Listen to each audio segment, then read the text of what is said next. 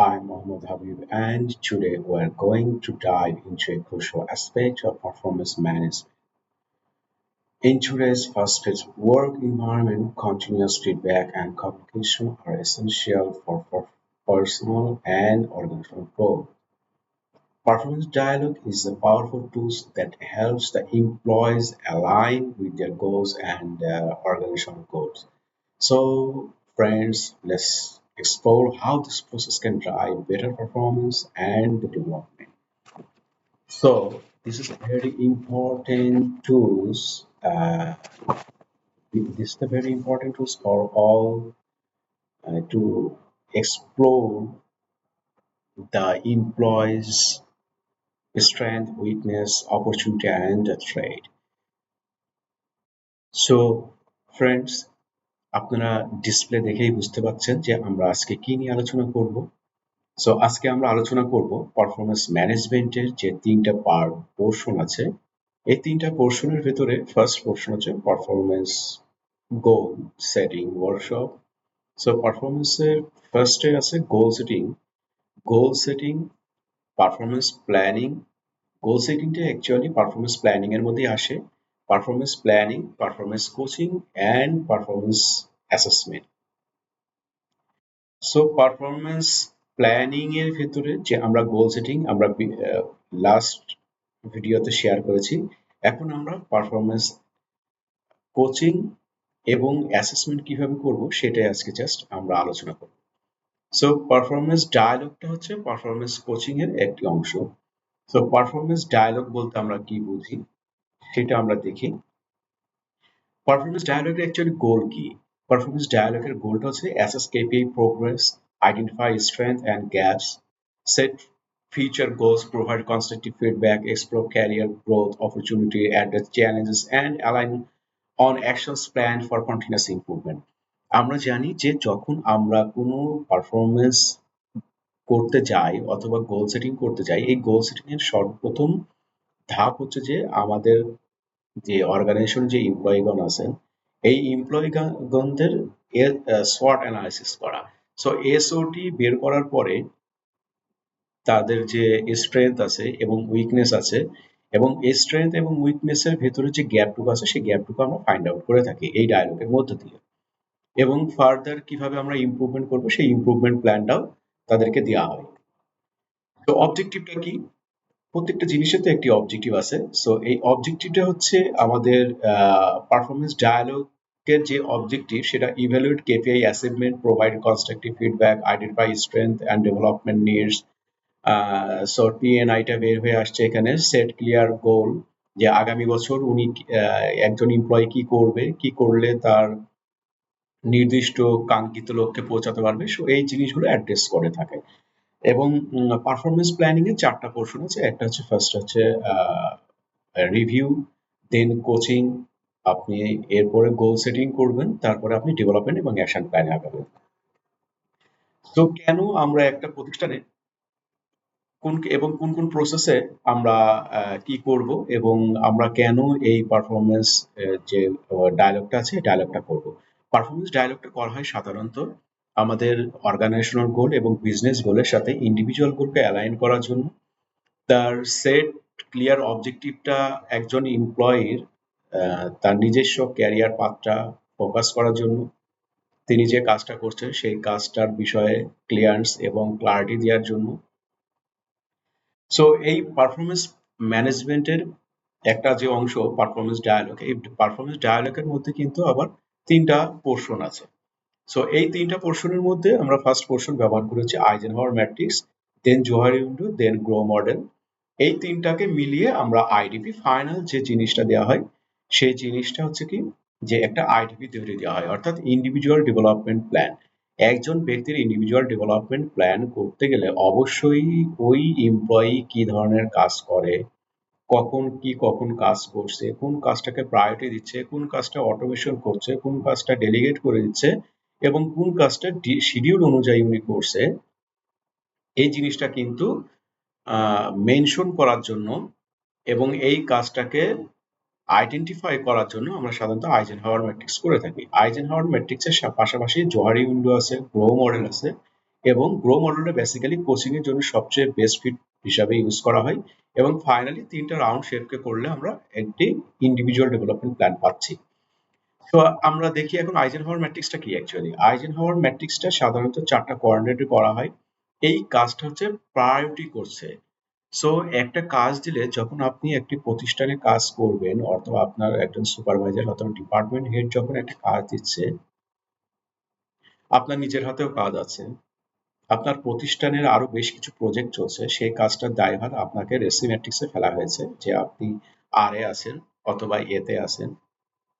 So আপনার ভেতরে যে কাজের যে স্পৃহা এবং কাজের স্পিরিটটা ধরে রাখতে গেলে আপনাকে আইজেনহাওয়ার ম্যাট্রিক্সটি বাধ্যতামূলক করতে হবে। কারণ আইজেনহাওয়ার ম্যাট্রিক্সটাকেই শো করা হয় যে কোন কাজটা আপনি ডু ফার্স্টে করবেন, কোনটা শিডিউলে করবেন, কোনটা ডেলিগেট করে দেবেন এবং কোনটা আপনি করবেন না, যেটা অটোমেশন করে অথবা যে কাজটা লো ভ্যালু জব সেই কাজটা আপনি করবেন না, সেই কাজটা আপনি ডিলিট করে দেবেন অর্থাৎ প্রসেস অপটিমাইজ করবেন। সো ডু ফার্স্টে কি আছে, first focus on important task to be done the same day. অর্থাৎ ডু ফার্স্টে আপনি সবচাইতে ইম্পর্টেন্ট যেটা কাজ করবেন সেটা সবচেয়ে ইম্পর্টেন্ট এবং সবচেয়ে আর্জেন্ট যে কাজটি সেই কাজটির প্রতি আপনি সর্বপ্রথম ফোকাস দেবেন। তারপর হচ্ছে শিডিউল। শিডিউল হচ্ছে ইম্পর্টেন্ট বাট নট আর্জেন্ট। অর্থাৎ আপনার এই কাজটা একটি খুব গুরুত্বপূর্ণ কাজ এসেছে যেটা খুব ইম্পর্টেন্ট বাট আর্জেন্ট না, এই মুহূর্তে দরকার লাগছে না, সেটা আপনি শিডিউলে করতে পারেন। এরপর ডেলিগেট আসছে কি, এটা আর্জেন্ট বাট লেস ইম্পর্টেন্ট। আপনার সাবঅর্ডিনেট যিনি আছেন অথবা আপনার সাথে যদি একজন ইন্টার্ন থেকে থাকেন, তাহলে আপনি আপনার এই কাজটি আপনি ইন্টার্নকে দিয়ে অথবা সাবঅর্ডিনেটকে দিয়ে করতে পারেন এবং আপনি একটা হাই ভ্যালু জবে এঙ্গেজ হতে পারেন। এবং ডোন্ট ডুতে কি আসে, যে এটা না ইম্পর্টেন্ট না আর্জেন্ট।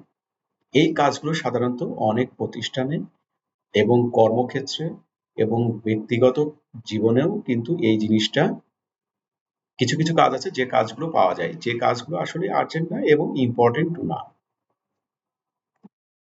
তো আইজেনহাওয়ার ম্যাট্রিক্সে আমরা সাধারণত 4টা কোঅর্ডিনেট ফলো করে থাকি। সেই 4টা কোঅর্ডিনেট আমি বলে এসেছি এবং এই কোঅর্ডিনেটের মধ্যে সবচেয়ে ইম্পর্টেন্ট জিনিস হচ্ছে ক্যাটাগরাইজ ইউর টাস্ক। অর্থাৎ ক্যাটাগরাইজ, যদি আপনি টাস্কটাকে আপনি ক্যাটাগরাইজ করতে পারেন যে আপনি কোনটাতে আপনি এই কাজটা ফেলবেন, সো আপনি কিন্তু বেটার আউটপুট এবং ভ্যালুয়েশন কাজ করতে পারবেন। এবং focus on coordinate, invest in coordinate, then delegate coordinate your task and eliminate. এলিমিনেটটা হচ্ছে সবচেয়ে ইম্পর্টেন্ট। সো একজন পার্সোনাল অর্থাৎ একজন ব্যক্তি যদি তার সমস্ত প্রসেস সম্বন্ধে জানে এবং প্রসেসটা যদি উনি ড্র করে থাকে, প্রসেস ড্র করার পরে যদি এই প্রসেসটা আইটিতে অটোমেশন করতে পারে, তাহলে কিন্তু অনেকগুলো জব, যে জবগুলো রিপিটেশন জব অথবা রিপিটেডেড জব, এই জবগুলো কিন্তু অনেক ক্ষেত্রেই কমে আসে। তো টেমপ্লেট আমরা দেখতে পাচ্ছি যে আইজেনহাওয়ার ম্যাট্রিক্স করতে গেলে আমাদের কি কি ধরনের টেমপ্লেট করতে হবে। ফার্স্টে আমাদের কি করতে হবে, ফার্স্টে ধরে ধরে নিচ্ছি আমরা একটা ডিপার্টমেন্ট চালাচ্ছি, আমরা সেলস ডিপার্টমেন্ট অর্থাৎ মার্কেটিং ডিপার্টমেন্ট অথবা HR department, finance department, SCM department, whatever this department you are belongs in your department. So ফার্স্টে করতে হবে যে আপনি আপনার টিমের সাথে বসুন। টিমের সাথে বসার পরে তারা কি কি কাজ করছে অর্থাৎ কি কি অ্যাক্টিভিটি করছে এবং এই অ্যাক্টিভিটির ফ্রিকোয়েন্সিগুলো আপনার লিখে ফেলুন। অ্যাক্টিভিটিগুলো সিরিয়ালে লিখে ফেলুন। লিখে ফেলার পর কমেন্টস ঘর যেটা দেখছেন, এই কমেন্টস ঘরের ভেতরে আপনারা এই অ্যাক্টিভিটিগুলো কোন কোন সময় করছে, হয়তোবা daily, weekly, monthly, quarterly, half yearly, yearly, এই কাজগুলো সুন্দর মতো লিখে ফেলতে হবে। এখন যে অ্যাক্টিভিটিগুলো আমরা লিখবো, এই অ্যাক্টিভিটিগুলো থেকে আমরা বের করবো যে কোন কাজটা আমরা ডু ফার্স্টে করবো, কোন কাজটা আপনি শিডিউলে করবেন, কোন কাজটা আপনি ডেলিগেট করে দেবেন, কোন কাজটা আপনার করার দরকার নেই।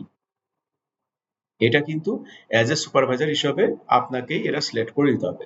সো এই দুইটা পার্ট শেষ হয়ে যাওয়ার পরে তারপরে এইগুলো যখন আপনি একটা কেপিআই সেট করবেন, অর্থাৎ এই প্রতিটা কাজের তো কোনো না কোনো অংশে কেপিআই হিট করবেই।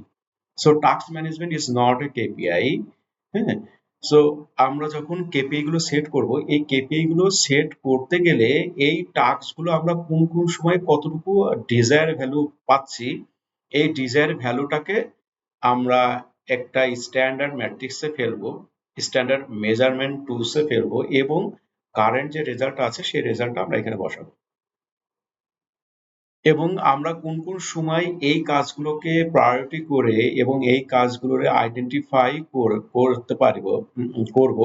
এবং এই করার পরে আমরা কি করব, পরবর্তী সময়ে আমরা এই কাজগুলোকে আমরা কোন কোন প্রসেসগুলো ডেভেলপমেন্ট করব, কোন কোনগুলো করতে করব না, কোন কোনগুলো অটোমেট করে ডিলিট করে দেবো, সেই কাজগুলো কিন্তু একটা প্রজেক্ট নিয়ে আমাদের লিস্ট অফ অ্যাক্টিভিটি এখানে যেটা আছে সেগুলো আমরা সব বসিয়ে দেবো এবং এই কাজটা কখন শুরু করব কখন শেষ করব সেটা ফাইনাল সামারাইজ আসতে হবে। তো আমাদের আরেকটা কোঅর্ডিনেট আসছে কি, আরেকটা যে প্রসেস এই পারফরমেন্স ডায়ালগের একটা প্রসেস হচ্ছে জোহারি উইন্ডো। সো জোহারি উইন্ডোতে আমাদের 4টা এরিনা থাকে। ফার্স্ট এরিনা হচ্ছে ওপেন এরিয়া।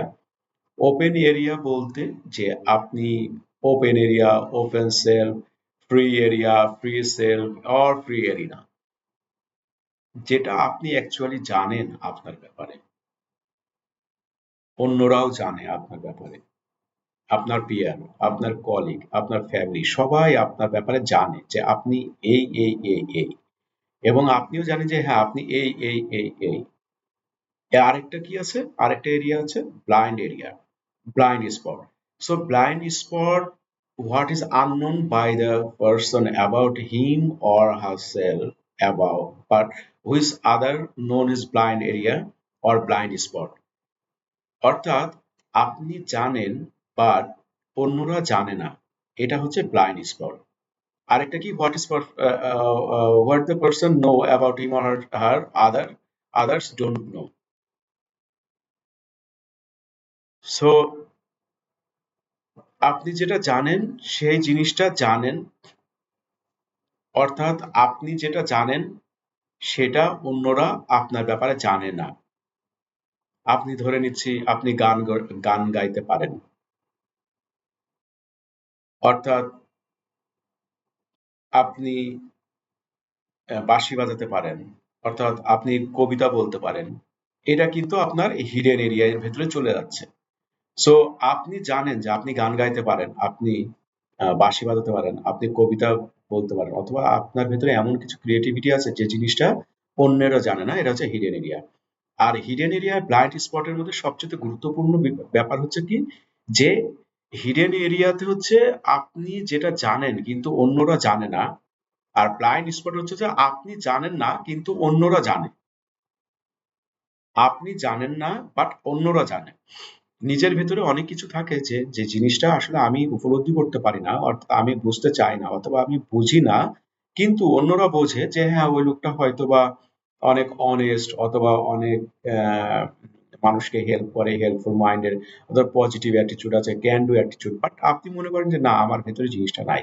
আপনি এইভাবে আপনি এই প্রসেসে আপনি আগান, আপনি স্ট্রেট ফরওয়ার্ডে আগান, আপনি সবকিছুতে আগান্বিত হন, অ্যাগ্রেসিভ মোডে আগান, বাট আপনি জানেন না যে অ্যাকচুয়ালি আপনার মনের ভেতরেও কিন্তু একটা মানুষত্ব আছে, যে জিনিসটা আপনি অন্যরা আপনাকে ফিল করছে বাট আপনি নিজেকে ফিল করেন না, এটা হচ্ছে ব্লাইন্ড স্পট। এবং আরেকটা এরিয়া আছে সেটা আননোন এরিয়া। আননোন এরিয়াটা খুবই ইন্টারেস্টিং একটা জিনিস, যেটা পিপুলও জানে না এবং আপনিও জানেন না, দুজনের কেউই জানে না। তো আমাদের মেইন ফোকাসটা হচ্ছে যে আমাদের মেইন ফোকাসটা কোথায়, আমাদের মেইন ফোকাসটা হচ্ছে যে ওপেন এরিয়া যত বাড়ানো যায় তত আপনার ক্যারিয়ার প্রোগ্রেশন তত ভালো হবে, তত বেটার হবে, তত ফাস্টার হবে, তত কুইকার হবে, তত চিপার হবে। সো আপনি যদি আপনার জোহারি উইন্ডোতে সবচেয়ে ইম্পর্টেন্ট যে জিনিসটা সেটা ওপেন এরিয়াকে বাড়িয়ে ব্লাইন্ড স্পটটাকে কমানো, হিডেন স্পটটাকে কমানো, আননোন স্পটটাকে কমানো। কিন্তু আননোন স্পটটাকে কমানো যায় না, বাট আমরা কি করি যে আমাদের নিজেদের ভেতরে যে হিডেন হাইড অ্যান্ড সিক্রেট যে জিনিসগুলো আছে সেগুলোকে আমরা বেশি বেশি এক্সপ্লোর করব, সেটা আমরা মানুষদেরকে জানাবো। অর্থাৎ আমার ভেতরে এমন কিছু আছে যে ওপেন এরিয়ার বেশ কিছু প্রসেস আছে। সো এই প্রসেস, এই টোটাল 4টা কোয়ার্ডিনেটের যে প্রসেস, এই প্রসেসটা আমরা কমপ্লিট করব কিভাবে। সো আমরা যখন একটা টেবিলে বসবো আমাদের টিম সহ, অথবা ক্রস ফাংশনাল টিম বসতে পারে, ক্রস ফাংশনাল টিম সহ বসে আমরা ফার্স্টে করব কি, যে আমরা নিজেদের সবার নিজেদের ওপেন এরিয়াটা লিখে ফেলবো এবং হিডেন এরিয়াটা লিখে ফেলবো। সো ওপেন এরিয়া আপনি 10টা পজিটিভ অ্যাসপেক্ট 10টা নেগেটিভ অ্যাসপেক্ট লিখতে পারেন আপনার ব্যাপারে, আর হিডেনটা আপনি লিখতে পারেন, সেই হিডেনটা আপনি তো নিজেই জানেন অন্যরা জানে না। এবং ব্লাইন্ড স্পট, যেটা ব্লাইন্ড স্পট তো আপনি জানেন না বাট অন্যরা জানে, তাহলে সেই ক্ষেত্রে কি হবে? সেই ক্ষেত্রে একটা কাজ করতে হবে যে আপনার সাবঅর্ডিনেট যিনি আছেন, অর্থাৎ আপনার ক্রস ফাংশনাল টিম মেম্বার যারা আছেন, আপনি ধরেন মার্কেটিং টিমের পাশাপাশি আপনার সেলস ডিপার্টমেন্ট আছে, এসসিএম ডিপার্টমেন্ট আছে, লজিস্টিক ডিস্ট্রিবিউশন আছে, প্রকিউরমেন্ট আছে, এরপরে ফাইন্যান্স ডিপার্টমেন্ট আছে, আদার্স যে সাপোর্টিং যে ডিপার্টমেন্ট গুলো আছে, এই ডিপার্টমেন্ট গুলো আপনার ব্যাপারে লিখবে, আপনার ভালো দিক এবং খারাপ দিকগুলো লিখবে। আর আননোনটা লেখা লাগবে না, কারণ আননোনটা আসলে আপনিও জানেন না। যদি জেনে থাকেন তাহলে লিখবেন, যদি না জেনে থাকলেও আপনার হিডেন এরিয়াতে চলে আসছে। আর আপনি যদি নাও জেনে থাকেন তাহলে সেটা ব্লাইন্ড স্পটে চলে আসছে। সো এই পোর্শনটা টোটালি ব্লক থাকবে। সো এই জিনিসটা নিয়ে আমাদের কিভাবে কাজ করতে হবে? এই জিনিসটা নিয়ে আমাদের কাজ করতে হবে কি, যখন আপনারা সবকিছু লিখে ফেলবেন, লিখে ফেলার পরে আপনাদের সুপারভাইজারের কাছে এই পেপারসটা সাবমিট করতে হবে। আপনি ইন্ডিভিজুয়াল সাপোর্ট সাবমিট করবেন এবং আপনার যে কলিগরা লিখছেন, এই কলিগরা আপনার ওপরে একজন একটা যে এমপ্লয়ি আইডি আছে, এমপ্লয়ি আইডি দিয়ে আপনার এই পেপারসটা সাবমিট করতে হবে। দেন পেপার সাবমিট করার পরে আপনার সাথে আপনার সুপারভাইজার বসবে। বসার পরে আপনাকে বলা হবে যে আপনার তো ওপেন এরিয়ায় এইগুলো আছে, আপনার ব্লাইন্ড স্পট গুলো এইগুলো আসছে এবং আপনার হিডেন এরিয়া গুলো এইগুলো আসছে। আপনি কি ওপেন এরিয়া থেকে অথবা ব্লাইন্ড স্পট থেকে অথবা হিডেন এরিয়া থেকে আপনি কি আপনার নিজের কিছু প্রকাশ করতে চান? যদি আপনি প্রকাশ করতে চান, আপনি যদি এগ্রি হন, তাহলে সুপারভাইজার আপনার হিডেন এরিয়া অথবা ব্লাইন্ড স্পট থেকে আপনাকে একটা অ্যাকশন প্ল্যান লিখতে হবে। যে অ্যাকশন প্ল্যানটা যখন আপনি কনস্ট্রাকটিভ ফিডব্যাকে যাবেন ফাইনাল স্টেজে, এই ফাইনাল স্টেজে যাওয়ার সময় আপনাকে এক্সপ্লোর করতে হবে যে আপনার মধ্যে অমুক একটা নেগেটিভ একটা পয়েন্ট আসছে, যে পয়েন্টটা আপনি মানুষের কাছে এক্সপ্লোর করতে চান। দেন আপনার সুপারভাইজার একটা অ্যাকশন প্ল্যান দিয়ে আপনাকে কিন্তু এটা ডেভেলপমেন্টে ফেলতে পারবে। আপনি যদি প্রকাশ করতে না চান, যে না আপনি প্রকাশ করতে চান না, আপনি কিছুটা সময় নিচ্ছেন, 2 মাস, 1 মাস, 3 মাস, 6 মাস, আপনি কিছুটা সময় চাচ্ছেন যে আপনার ওই যে নেগেটিভ অ্যাসপেক্ট আসছে, ওই নেগেটিভ অ্যাসপেক্টের উপরে কিছুক্ষণ কাজ করবেন, কিছু দিন কাজ করবেন, কিছু মাস কাজ করবেন। তাহলে সেই ক্ষেত্রে আপনাকে ওই টাইমটা দেওয়ার পরে, বাট ওই পেপারস গুলো কিন্তু আপনার সুপারভাইজারের কাছে রয়ে যাবে। আপনি যেদিন থেকে বলবেন যে আপনি এই জিনিসটা ডিসক্লোজ করতে চান, আপনার সুপারভাইজার ওই দিন থেকেই আপনার ওই পেপারসের ওই পয়েন্টটাই ডিসক্লোজ করবেন all over the organisation. So আরেকটা যে কোচিং এর সবচেয়ে মেইন ইম্পর্টেন্ট যে মডেলটা, এই মডেলটার নাম হচ্ছে গ্রো। তো গ্রো মডেলটা কিন্তু আমরা সাধারণত একটা প্রসেস করে থাকি, সেটা কি, যে grow model a straightforward method for developing your staff, coaching your team to perform at their highest level is one of your most crucial responsibilities as a leader. By doing this, you will assist them in improving their decision making, resolving obstacles, acquiring new abilities, and advancing their career in general. As select few have the good fortune to receive official coaching training, but a lot of people had to learn this crucial ability on their own. This may seem overwhelming, but you can become an excellent coach if you practice, have some tried and true method, and follow your gut. So, a effective structure for organizing your coaching or mentoring session in the Grow model. তো আমরা grow model দিয়ে আমরা একটা জিনিস পাচ্ছি, grow model দিয়ে actually বের হয়ে আসে যে আপনার গোলটা কি, আপনি রিয়েলিটি কতটুকুতে আছেন, আপনার কোন কোন ধরনের অপশনস গুলো আছে এবং আপনার চয়েসটা কি, আপনার উইলটা কি। সো আপনি grow, GROW, G means goal, R means reality, O means obstacle and W means will, অর্থাৎ আপনার চয়েস কি, where to go.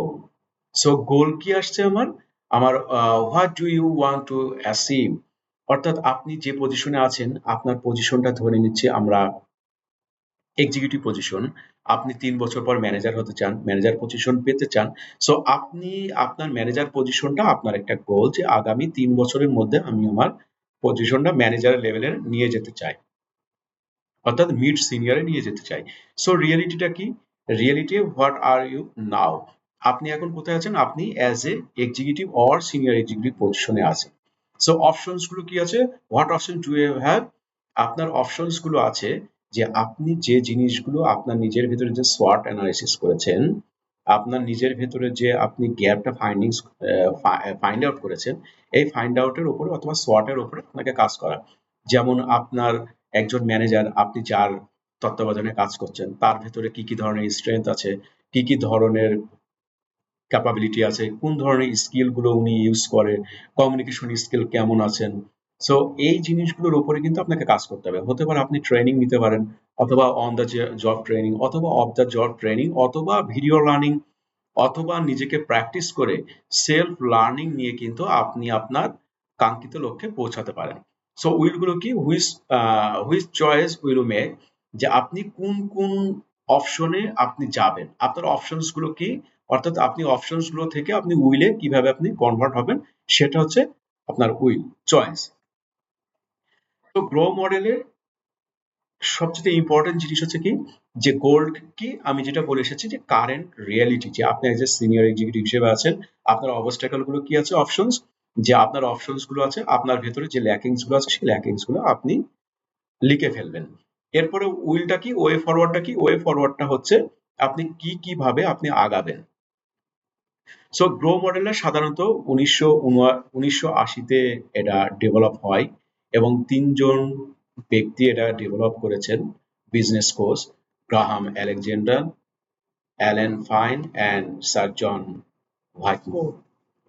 সো গ্রো মডেলটা কিন্তু আমাদের জন্য খুবই একটা ইম্পর্টেন্ট, কারণ গ্রো মডেল দিয়ে আপনি আপনার নিজের ক্যারিয়ার এবং আপনার সাবঅর্ডিনেটদের ক্যারিয়ার কিন্তু আপনি ডেভেলপ করতে পারবেন।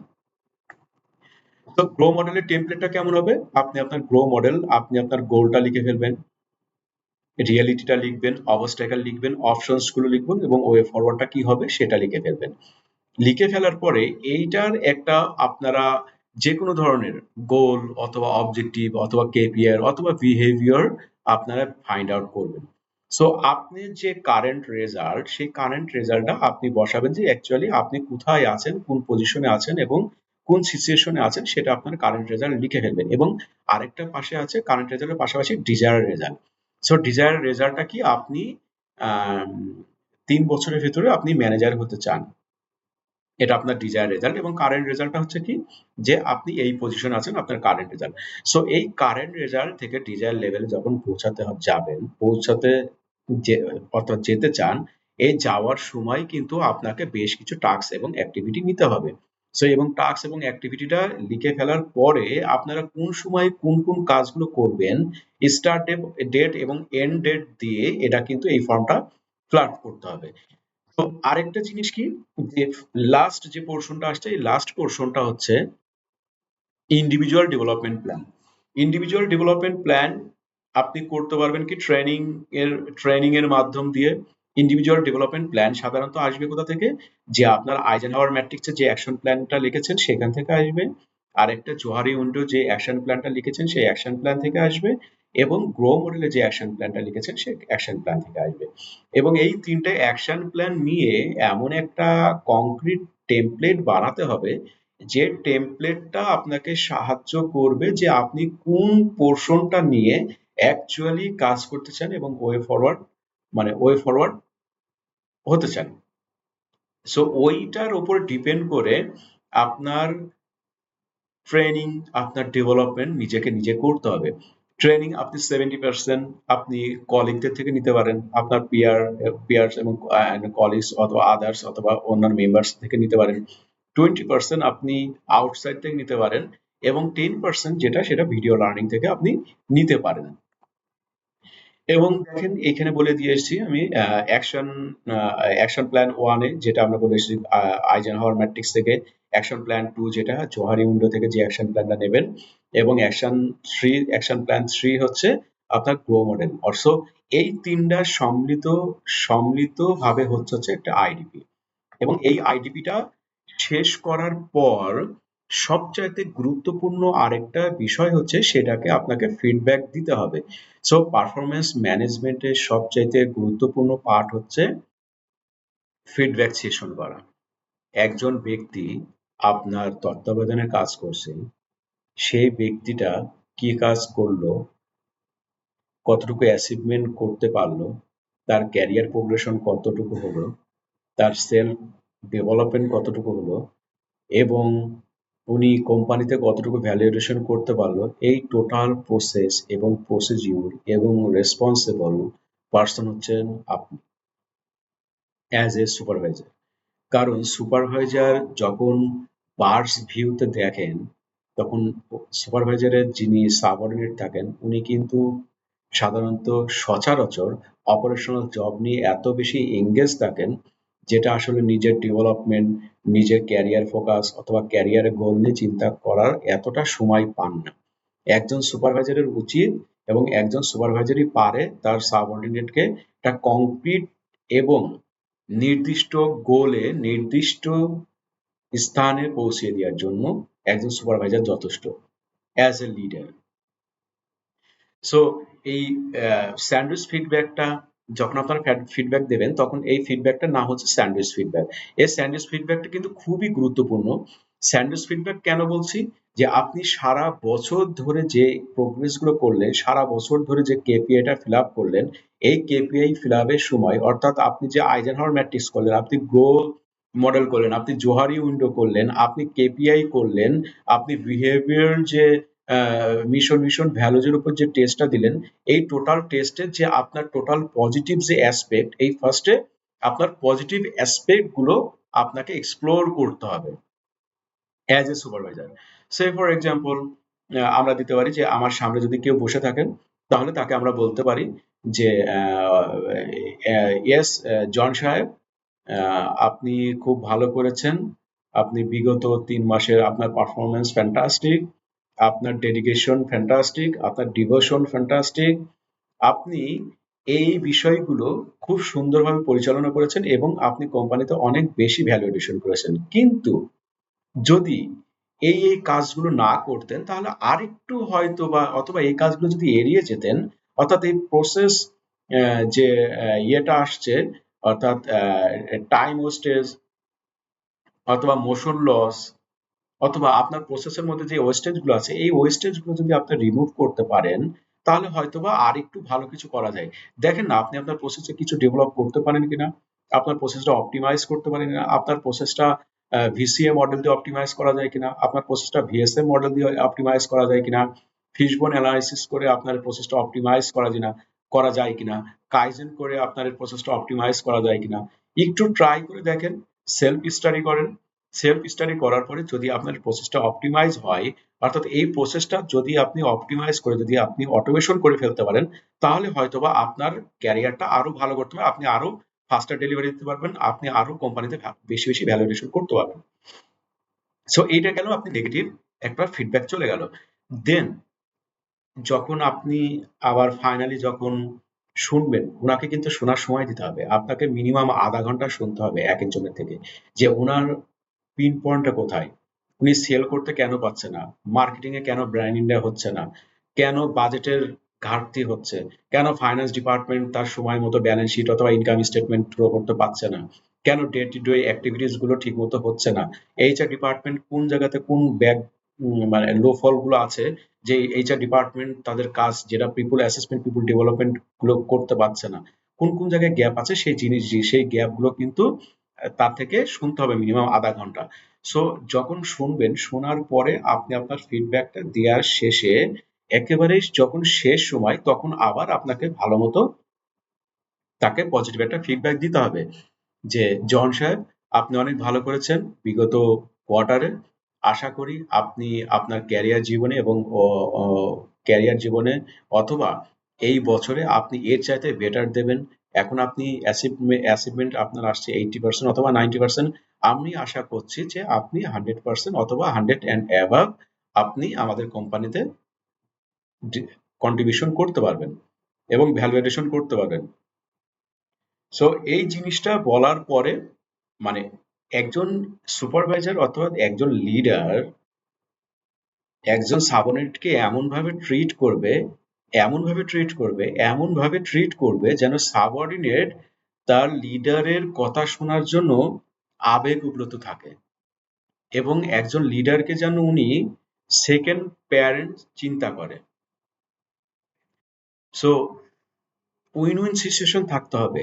লিডার বলবে, সাবঅর্ডিনেট শুনবে, সাবঅর্ডিনেট বলবে, লিডার শুনবে। এই ফিডব্যাক সেশনটা কিন্তু খুবই একটা, এই জন্য বলা হয় এটাকে কনস্ট্রাকটিভ ফিডব্যাক। কনস্ট্রাকটিভ ফিডব্যাকের মধ্যে এবং স্যান্ডউইচ ফিডব্যাকের মধ্যে তিনটা লেয়ার। একটা হচ্ছে পজিটিভ, নেগেটিভ, পজিটিভ। দেন সুন্দর মতো করে এমনভাবে বের হবে সাবঅর্ডিনেট সাবঅর্ডিনেট যেন লিডারের রুম থেকে বের হওয়ার সাথে সাথে তার কাজের স্পিড যদি থেকে 100%, তার কাজের স্পিড বেড়ে যাবে 150 অথবা 200%। তো থ্যাংক ইউ ভেরি মাচ যারা আমার ভিডিওটা দেখছেন। আশা করি আপনারা আপনাদের মতামত থাকলে, আপনাদের কোনো কমেন্টস থাকলে আপনারা কমেন্টসে জানিয়ে দেবেন। আমার চ্যানেলটি যারা এখনো পর্যন্ত সাবস্ক্রাইব করেননি সাবস্ক্রাইব করে রাখবেন এবং নোটিফিকেশন বেলটি চেপে রাখবেন। নতুন নতুন ভিডিও পেতে আমাকে সাহায্য করুন এবং যদি আপনাদের কোনো ভিডিও প্রয়োজন হয় যে এই বিষয়ের উপর ভিডিও করতে হবে, তাহলে সেই ক্ষেত্রে আপনারা কমেন্টসে জানিয়ে দিন, আমরা ইনশাল্লাহ ভিডিও নিয়ে হাজির হয়ে যাব। Thank you very much for watching my video. আসসালামু আলাইকুম।